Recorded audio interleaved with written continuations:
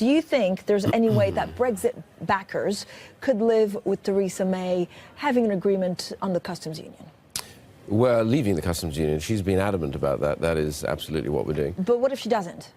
What if she finds an arrangement where actually the EU are a little bit softer on the UK? I don't think it's going to happen. I'm certain it's not going to happen. Theresa May, privately and publicly, I know because I've spoken to her privately and publicly, is very clear we're leaving the customs union and the single market. So the arrangements we're looking for are arrangements about the UK outside the customs union, and that makes it much simpler, clearer, so that we have a proper discussion. We don't want to spend our time over the next few months discussing whether we should be in or out.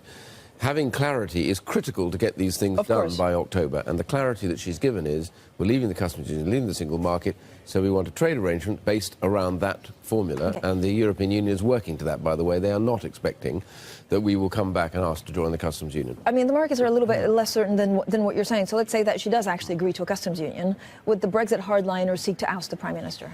The party would split dramatically if that was the case. That is just my estimation of it, because it was always clear at the time of the referendum. You've got to remember, and it'd be interesting if the people that watch this programme just remind themselves what the government at the time said, and all the Remain campaign. If you vote to leave, you must leave the customs union and the single market. It seems to me there'd be no point in voting to leave if you didn't do those things. You might as well be in. You have the worst of all worlds. If you don't leave the customs union, you get things done to you rather than having any say over it. So we're going to leave that, but that's why it needs to have a very clear idea about a trade arrangement, and that's really the whole point about the next 6 or 7 months. If the party splits, what would that look like? So it's a leadership challenge to Theresa May with a Brexit hardliner trying to become Prime Minister. No, I don't believe that's going to happen, because... No, but in case there's a customs union agreement. I think we can go on discussing the customs union, but if you don't mind me saying so to all those people listening, stop doing that, because we're not going to be in the customs union. You know, the government is clear about that, the Chancellor, the Prime Minister, the party. So those discussions are really discussions for no purpose. The thing we should be discussing is what kind of arrangement will the UK have with the EU when we leave? And I think that's the key element to get to, and that's exactly where those negotiations have to be now. The situation is not that fragile. Sinn Féin would like you to think it is. And behind this terror about the Good Friday Agreement is the usual threat of violence. So I don't respond to it. I find the whole Irish border thing is trumped up, if Americans can say that anymore.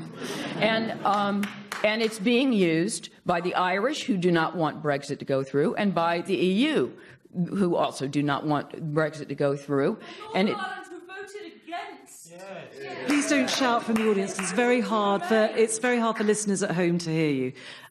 Lana Shriver, it is highly soluble. It is being dealt with as if it is not, because it suits certain parties' purposes for it to be insoluble. It's the EU that would institute the hard border. So the EU is acting helpless in the face of its own bureaucracy. Some pro-Brexit MPs